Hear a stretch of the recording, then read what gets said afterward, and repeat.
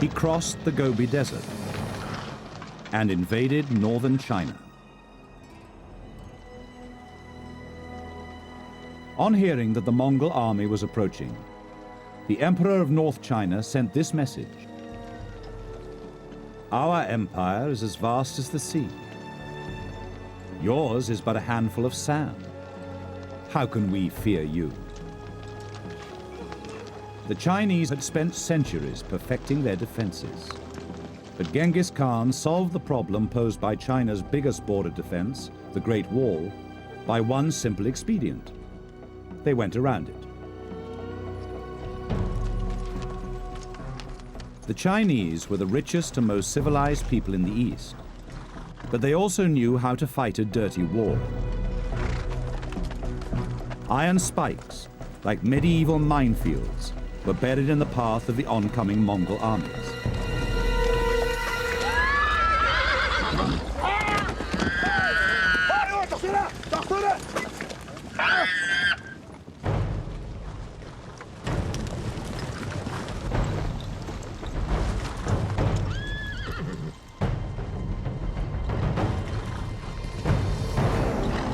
The Chinese could afford to employ people to fight for them. In the borderlands, the Mongols met a force of heavily armed mercenaries.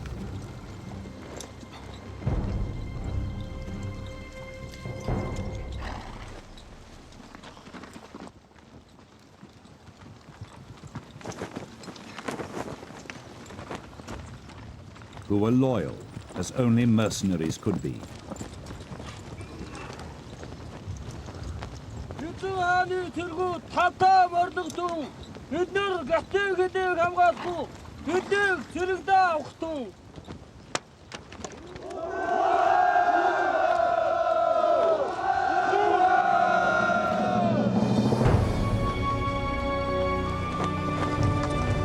Reinforced by the mercenary troops, they marched into the fertile plains of northern China.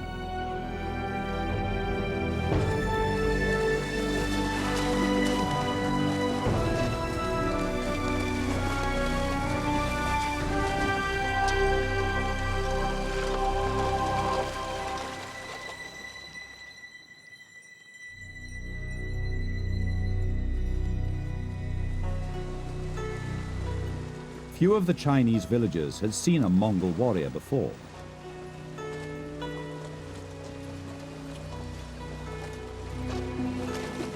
And few of the Mongols would have journeyed this far into China.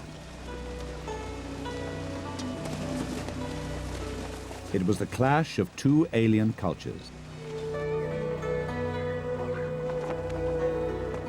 There was only one certainty: the Chinese would never forget them.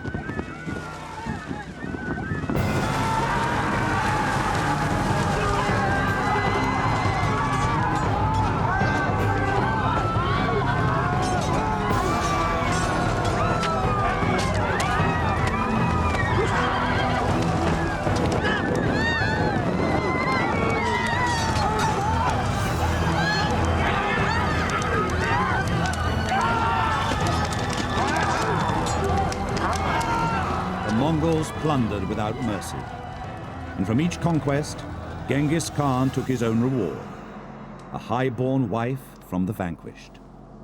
The greatest fortune a man can have is to conquer his enemy, steal his riches, ride his horses, and enjoy his women.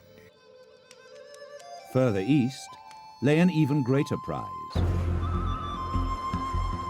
With a population of 350,000, 13th century Beijing was one of the most sophisticated cities on earth.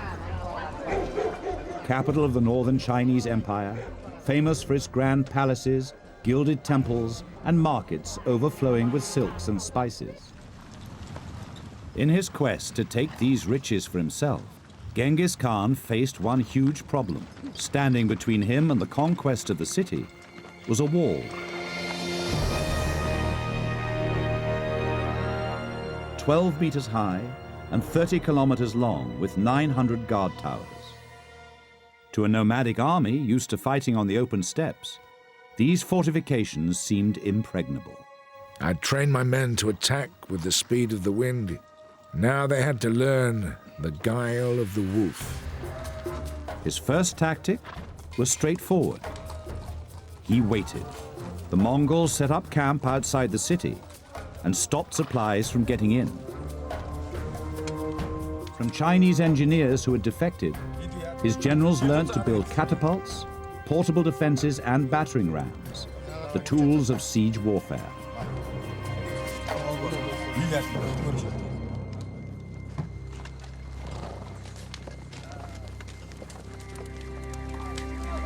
The Mongols were in no hurry. They feasted on the supplies they captured.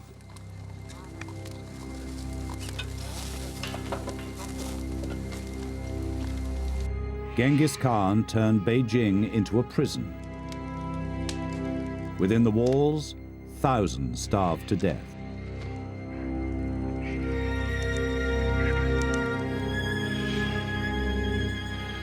The survivors resorted to cannibalism.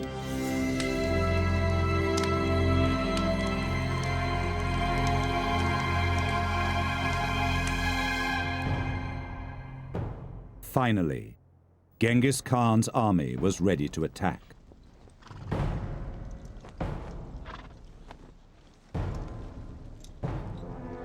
All who surrender would be spared. Those who did not surrender, but opposed with struggle and dissension, would be annihilated. Despite enduring months of starvation, the commander of the Chinese army still controlled a formidable garrison with thousands of men and a powerful array of weapons.